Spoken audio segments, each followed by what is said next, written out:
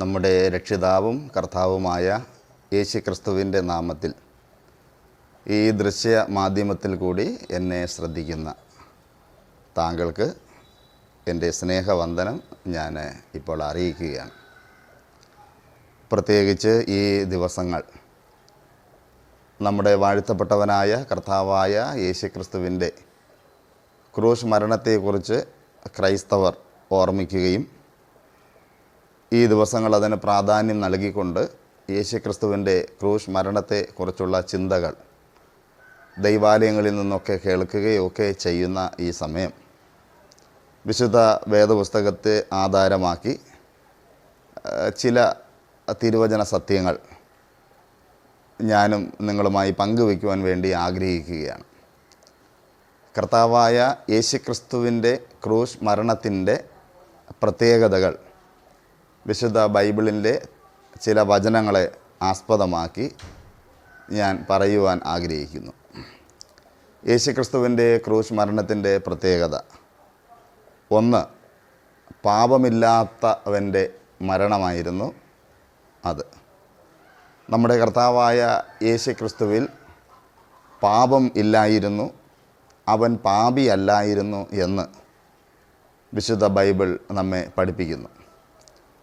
അപ്പോസ്തലനായ പൗലോസ് കൊരിന്ത്യർക്ക് എഴുതിയ 2-ാം ലേഖനം 5-ാം അധ്യായം 21-ാമത്തെ വാക്യത്തിൽ, പാപം അറിയാത്തവനെ നാം ദൈവത്തിൻ്റെ നീതി ആകേണ്ടതിന് അവൻ നമുക്ക് വേണ്ടി പാപമാക്കി എന്ന് രേഖപ്പെടുത്തിയിരിക്കുന്നു. യേശുക്രിസ്തുവിനെക്കുറിച്ച് പൗലോസ് പറയുന്നതാണ്, അവൻ പാപം അറിയാത്തവനാണ്. എന്നാൽ പാപികളായ നാം ഓരോരുത്തരും ദൈവത്തിൻ്റെ നീതി ആകേണ്ടതിന്, അതായത് പാപിയായ മനുഷ്യൻ്റെ പാപത്തിന് പരിഹാരം ലഭിക്കുന്നതിന് വേണ്ടി അവൻ നമുക്ക് വേണ്ടി പാപം ആക്കി എന്നാണ് രേഖപ്പെടുത്തിയിരിക്കുന്നത്. മനസ്സോടുകൂടെ നമ്മുടെ പാപമെല്ലാം ഏറ്റെടുക്കുവാൻ കർത്താവായ യേശുക്രിസ്തു തയ്യാറായി എന്ന മഹനീയമായ സത്യമാണ് ഈ വാക്യത്തിൽ നാം കാണുന്നത്. യേശുക്രിസ്തുവിനോടൊപ്പം നടക്കുകയും നീണ്ട 3.5 വർഷം തൻ്റെ ശിഷ്യനായിരിക്കുകയും ചെയ്ത പത്രോസ് തൻ്റെ ലേഖനം 1-ാമത്തെ ലേഖനം 2-ാം അധ്യായം 22-ാമത്തെ വാക്യത്തിൽ പറയുന്നത്, അവൻ പാപം ചെയ്തിട്ടില്ല എന്നാണ്. യേശുക്രിസ്തുവിനോടൊപ്പം യാത്ര ചെയ്തവൻ, യേശുക്രിസ്തുവിൻ്റെ ശുശ്രൂഷകൾ നേരിട്ട് കണ്ടവൻ, കർത്താവിനോടൊപ്പം രാത്രിയിൽ ഉറങ്ങിയവൻ, പകൽക്കാലങ്ങളിൽ യേശുവിനോട് ഒരുമിച്ച് യാത്രകൾ ചെയ്തവൻ,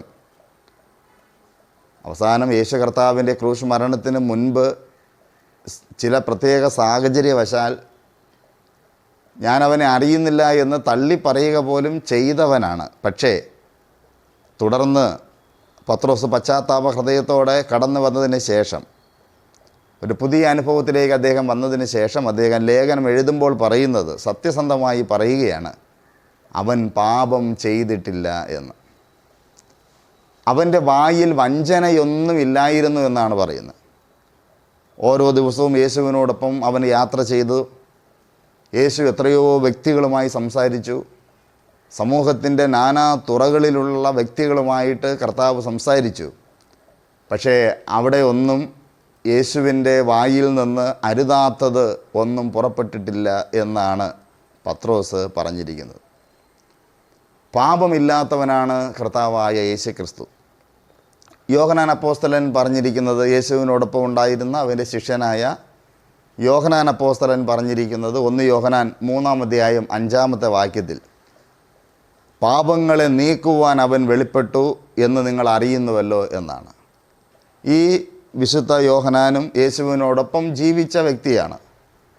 ആ യോഹന്നാനും പറയുകയാണ്, പാപങ്ങളെ നീക്കുവാൻ അവൻ വെളിപ്പെട്ടു എന്ന്. എബ്രായ ലേഖനത്തിൽ പൗലോസ് 4-ാം അധ്യായം 15-ാമത്തെ വാക്യത്തിൽ പറയുന്നത്, അവൻ പാപം ഒഴികെ സർവത്തിലും നമുക്ക് തുല്യമായി പരീക്ഷിക്കപ്പെട്ടവൻ എത്രയെന്നാണ്. നമുക്ക് തുല്യമായി പരീക്ഷിക്കപ്പെട്ടു, അതായത് നാം മനുഷ്യനായിരിക്കുന്നത് പോലെ അവനും ഈ ഭൂമിയിൽ മനുഷ്യനായി ജീവിച്ചു. പാപം ഒഴികെ സർവത്തിന് നമുക്ക് തുല്യമായി പരീക്ഷിക്കപ്പെട്ടു എന്നാണ്. നമ്മെപ്പോലെ ജീവിക്കുകയും നമ്മെപ്പോലെ പ്രവർത്തിക്കുകയും ചെയ്തു. നമ്മെപ്പോലെ ഭക്ഷണം കഴിച്ചും നമ്മെപ്പോലെയുള്ള യാത്രകൾ ചെയ്തും ജോലികൾ ചെയ്തും മറ്റു മനുഷ്യരുമായിട്ട് ഇടപഴകിയ കർത്താവായ യേശുക്രിസ്തു, അവനും നമ്മും തമ്മിലുള്ള വ്യത്യസ്തത എന്ന് പറയുന്നത് മനുഷ്യരായി നാം പാപികളാണ്, എന്നാൽ അവൻ പാപമില്ലാത്തവനാണ് എന്നാണ് പറയുന്നത്. ഇനി കർത്താവായ യേശുക്രിസ്തു തന്നെ പറഞ്ഞത് എന്താണ്? താൻ തൻ്റെ സ്വന്തം നാട്ടിൽ പിതൃഭവനത്തിൽ നിന്നുകൊണ്ട് യോഹന്നാൻ 8-ാം അധ്യായം 46-ാമത്തെ വാക്യത്തിൽ നാം കാണുന്നത്, യേശു അവിടെയുള്ളവരോട് വ്യക്തമായി സംസാരിക്കുകയാണ്, നിങ്ങളിൽ ആർക്ക് എൻ്റെ പാപത്തെക്കുറിച്ച് ബോധ്യം വരുത്താമെന്ന്. അപ്പോൾ സ്വന്തം നാട്ടിലും സ്വന്തം വീട്ടിലും താൻ ഉൾപ്പെട്ട് നിൽക്കുന്ന സമൂഹങ്ങളിലും ചുറ്റുപാടുമുള്ളവരുടെ ഇടയിലും തന്നോടൊപ്പം പ്രവർത്തിച്ചു കൊണ്ടുവന്ന ശിഷ്യന്മാരോടുള്ള ബന്ധത്തിലും രാത്രിയിലായാലും പകലിലായിരുന്നാലും എല്ലാ സമയത്തും നമ്മുടെ കർത്താവായ യേശുക്രിസ്തു അവനിൽ പാപം ഇല്ലായിരുന്നു എന്നാണ് വിവിധ സാക്ഷികൾ തെളിവ് സഹിതമായിട്ട് ഇവിടെ നിരത്തി വച്ചിരിക്കുന്നത്. അപ്പോൾ യേശുക്രിസ്തുവിൻ്റെ ക്രൂശ് മരണത്തിൻ്റെ ഒന്നാമത്തെ പ്രത്യേകതയായിട്ട് ഞാൻ ചൂണ്ടിക്കാണിക്കുന്നത്, അവൻ പാപമില്ലാത്തവനായിരുന്നു, പാപമില്ലാത്ത അവൻ നമുക്ക് വേണ്ടി മരിച്ചു എന്നുള്ളതാണ്.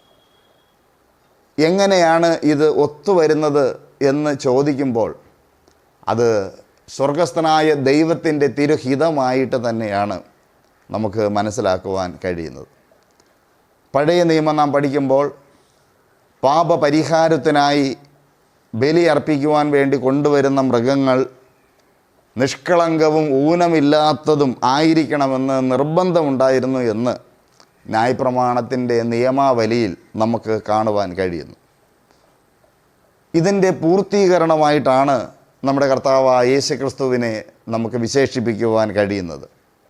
യേശുക്രിസ്തുവിൽ പാപം ഉണ്ടായിരുന്നു എങ്കിൽ വാസ്തവത്തിൽ അദ്ദേഹം തൻ്റെ സ്വന്തം പാപത്തിൻ്റെ പരിഹാരത്തിന് വേണ്ടി മരിക്കണമായിരുന്നു. എന്നാൽ വിശുദ്ധ ബൈബിളിൽ പാപമില്ലാത്ത ഒരേ ഒരു വ്യക്തിയെക്കുറിച്ച് മാത്രമേ രേഖപ്പെടുത്തിയിട്ടുള്ളൂ. അവനിൽ പാപമില്ലാത്തത് കൊണ്ട് അവൻ മറ്റുള്ളവരുടെ പാപപരിഹാരത്തിന് വേണ്ടി മരിക്കുവാനുള്ള യോഗ്യത നേടിയവനാണ് എന്ന് നമുക്ക് മനസ്സിലാക്കുവാൻ കഴിയുന്നു. രണ്ടാമത്, യേശുക്രിസ്തുവിൻ്റെ ക്രൂശ് മരണത്തിൻ്റെ പ്രത്യേകതയായി ഞാൻ ചൂണ്ടിക്കാണിക്കുവാൻ ആഗ്രഹിക്കുന്നത് പ്രവചനങ്ങളുടെ പൂർത്തീകരണം. കർത്താവായ യേശുക്രിസ്തു ജനിക്കുന്നതിനും 2000 വർഷങ്ങൾക്ക് മുമ്പ് ഒക്കെ പ്രവാചകന്മാർ യേശു കർത്താവിൻ്റെ ക്രൂശ് മരണത്തെക്കുറിച്ച് പറഞ്ഞിട്ടുള്ളത് വിശുദ്ധ ബൈബിളിൽ നാം കാണുന്നുണ്ട്. ക്രിസ്തീയ വിശ്വാസത്തിൻ്റെ കേന്ദ്ര ബിന്ദു എന്നുള്ളത് നമ്മുടെ കർത്താവായ യേശുക്രിസ്തുവിൻ്റെ ക്രൂശ് മരണമാണ്. മനുഷ്യരാശിയുടെ പാപത്തിൻ്റെ പരിഹാരത്തിനും വീണ്ടെടുപ്പിനുമായിട്ടുള്ള ദൈവത്തിൻ്റെ പദ്ധതിയാണ് യേശുക്രിസ്തുവിൻ്റെ ക്രൂശ് മരണം എന്ന് ഉള്ളത്.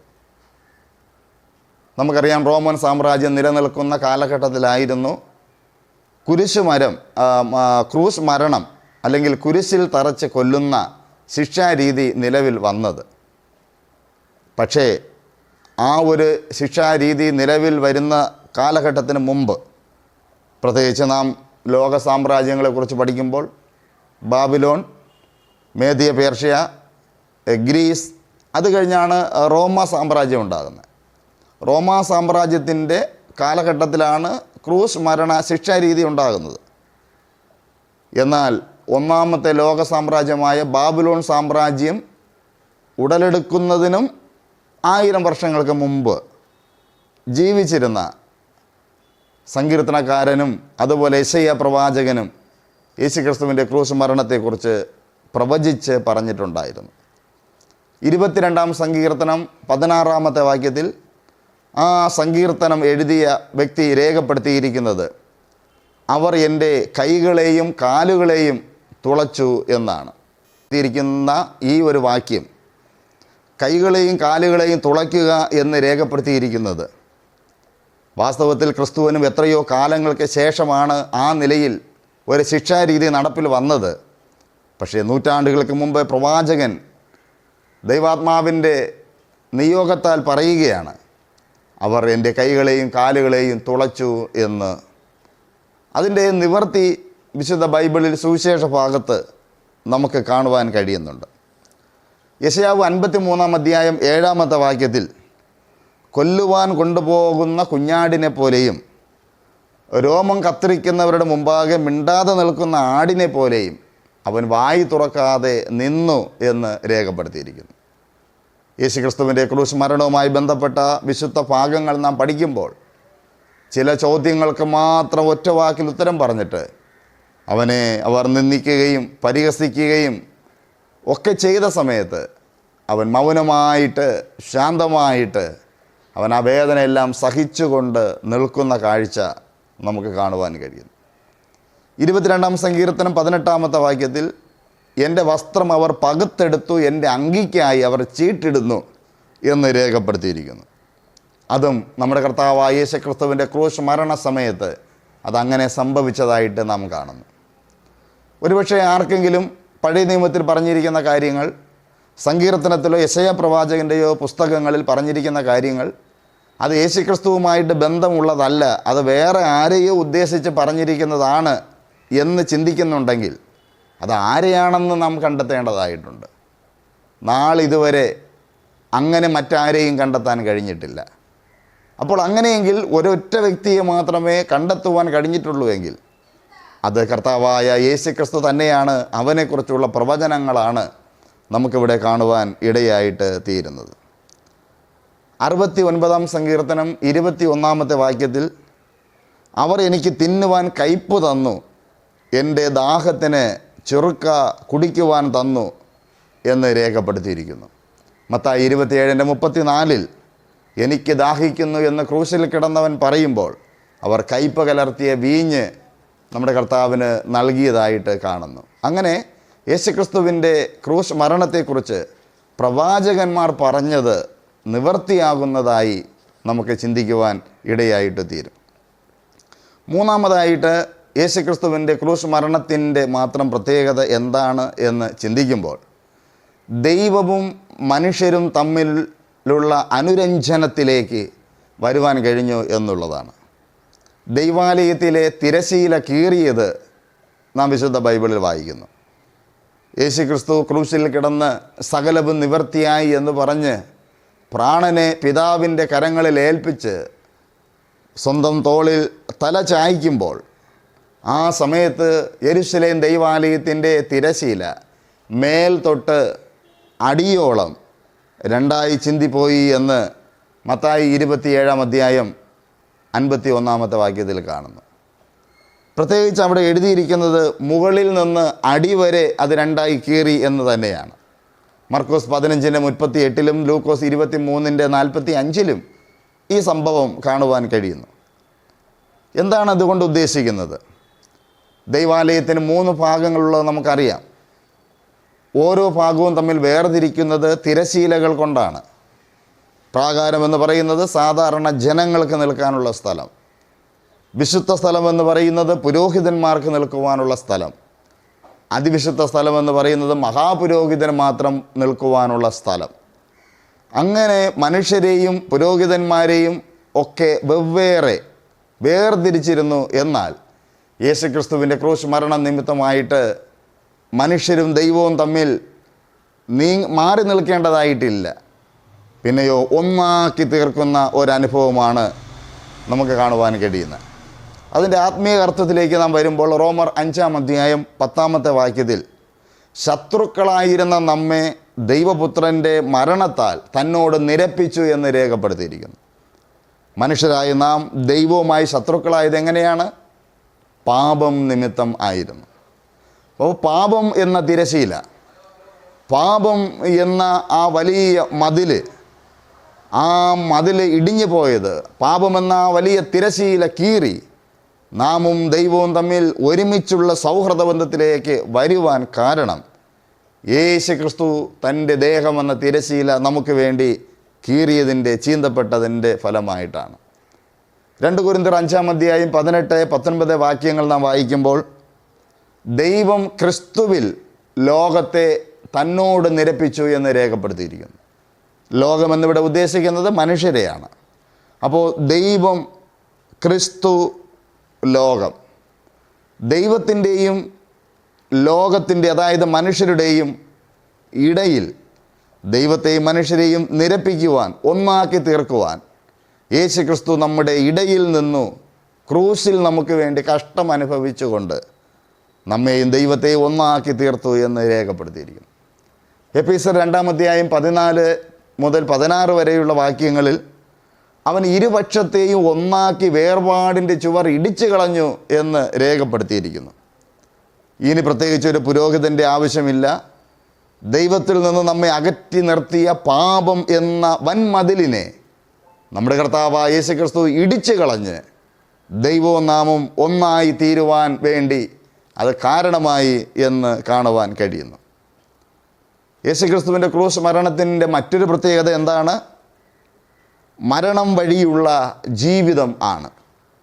അതായത് ലോകത്തിലുള്ള മറ്റ് മരണങ്ങളെല്ലാം തന്നെ മനുഷ്യ ജീവിതത്തിൻ്റെ അവസാനമായിട്ടാണ് കാണുന്നത്. എന്നാൽ യേശു ക്രിസ്തുവിൻ്റെ മരണത്തിൻ്റെ പ്രത്യേകത ഒരു വിജയ ജീവിതത്തിൻ്റെ തുടക്കമായിട്ടാണ് പറയുന്നത്.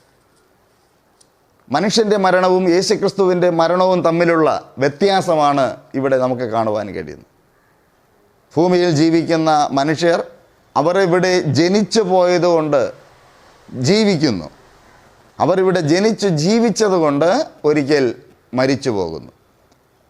അവർ മരണത്തിലേക്ക് നീങ്ങുന്ന സമയത്ത് അവർ ഏറ്റവും സ്നേഹിക്കുന്ന വ്യക്തികളോട് പോലും ഒരു ഗുഡ് ബൈ പോലും പറയുവാൻ കഴിയാതെ അവർ ഈ ലോകത്തിൽ നിന്ന് മരണം വഴിയായി മാറ്റപ്പെടുന്നു. മരണം അവരെ വന്ന് വിളിച്ചു കഴിഞ്ഞാൽ ഞാൻ പിന്നെ വരാം, ഞാൻ നാളെ വരാം, ഞാൻ കുറച്ച് വർഷങ്ങൾ കൂടെ കഴിഞ്ഞ് വരാം എന്ന് ഒരു മനുഷ്യനും പറയുവാൻ കഴിയുകയില്ല.